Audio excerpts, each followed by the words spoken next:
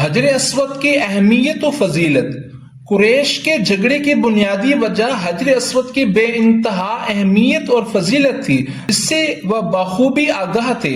سیدنا علی رضی اللہ عنہ سے روایت ہے کہ جب ابراہیم علیہ السلام اور ان کے بیٹے اسماعیل علیہ السلام اللہ تعالیٰ کے حکم سے کعبہ کی تعمیر کرتے کرتے حجر اسود کی جگہ تک پہنچ گئے تو ابراہیم علیہ السلام نے اپنے بیٹے سے کہا کہ ایک موزوں پتھر ڈھونڈ کر لاؤ۔ وہ پتھر ڈھونڈنے چلے گئے، واپس آئے تو دیکھا حجر اسود کو اس کے جگہ پر نصب کیا جا چکا ہے۔ انہوں نے اپنے والد محترم سے پوچھا، ابا جان یہ پتھر آپ کو کس نے لا کر دیا ہے؟ ابراہیم علیہ السلام نے فرمایا، اسے وہ لائے ہیں جو تمہاری تعمیر کے محتاج نہیں، اسے جبرائیل علیہ السلام آسمان سے لائے ہیں۔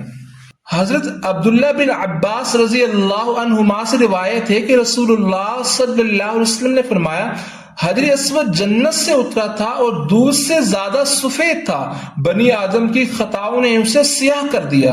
شیخ البانی رحمہ اللہ فرماتے ہیں اس حدیث میں وہ دودھ سے زیادہ سفید تھا کہ الفاظ شاذ ہیں، وہ برف سے زیادہ سفید تھا کہ الفاظ زیادہ صحیح اور محفوظ ہیں۔ سیدنا عبداللہ بن عمر رضی اللہ عنہما نے 3 بار اللہ تعالیٰ کی قسم کھائی اور اپنی انگلیوں سے دونوں کانوں کی طرف اشارہ کرتے ہوئے کہا، میں نے رسول اللہ صلی اللہ علیہ وسلم کو یہ فرماتے ہوئے سنا ہے، بے شک حجر اسود اور مقام ابراہیم جنت کے یاقوتوں میں سے 2 یاقوت ہیں، اللہ تعالیٰ نے ان کا نور ختم کر دیا، اگر اللہ تعالیٰ ان کا نور ختم نہ کرتا تو یہ مشرق و مغرب کے مابین ہر چیز کو روشن کر دیتے۔